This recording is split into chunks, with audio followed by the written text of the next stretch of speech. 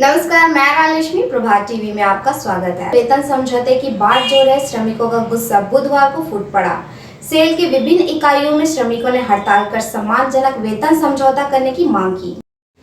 श्रमिक संगठनों द्वारा विगत 56 महीनों से वेतन समझौते पर सहमति नहीं बन पाने के कारण भिलाई इस्पात संयंत्र सहित सेल की विभिन्न इकाइयों में आज हड़ताल व प्रदर्शन किया और सम्मानजनक वेतन दिए जाने की मांग की। भिलाई में भी इस दौरान बीएसपी कर्मियों ने श्रमिक संगठनों के आह्वान पर हड़ताल में हिस्सा लिया और नारेबाजी की। सीटू के संगठन सचिव DVS रेड्डी ने इस दौरान कहा कि श्रमिक संगठन सेल में कार्यरत सभी कर्मियों के लिए अधिकारियों के ही तरह सम्मानजनक वेज रिविजन चाहता और विगत 56 माह से वेतन समझौता नहीं हो पाने के कारण श्रमिकों को काफ़ी नुकसान उठाना पड़ रहा है। इस दौरान श्रमिक संगठनों ने कोविड-19 से मृत कर्मचारियों के आश्रितों को अनुकंपा नियुक्ति दिए जाने की मांग की।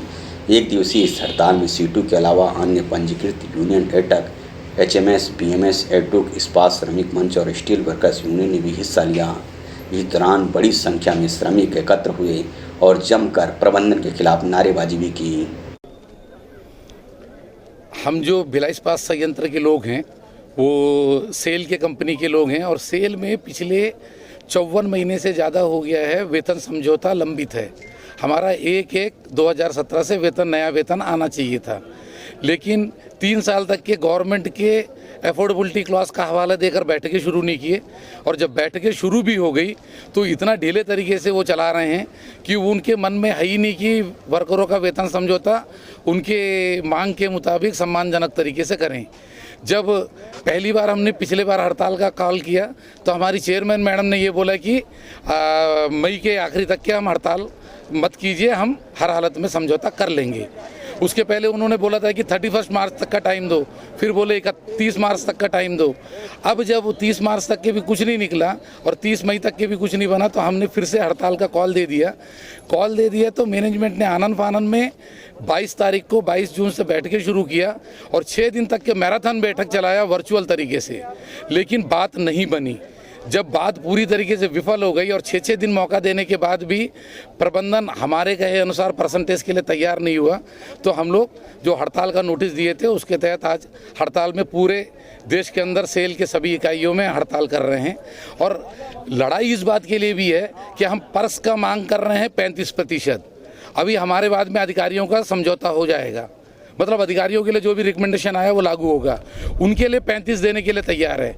अभी अधिकारियों को 46% पर्स दे रहा है, अभी उनको कम करके 35% देगा, लेकिन हम जब वर्करों के लिए मांगते हैं तो बोलते हैं कंपनी को लॉस होता है।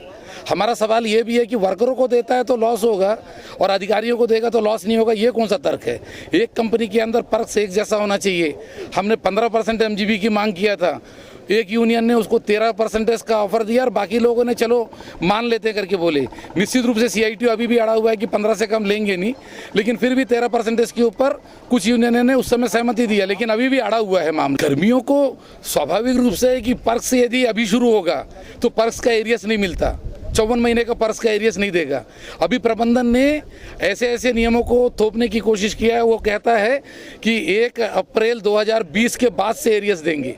हमारा जब नया बेसिक और नया DA आएगा और पुराना बेसिक पुराना DA जो है उन दोनों का अंतर एरियस के रूप में दिया जाता है, लेकिन वो करीब 39 महीने से ज़्यादा का एरियस खा जाना चाहता है।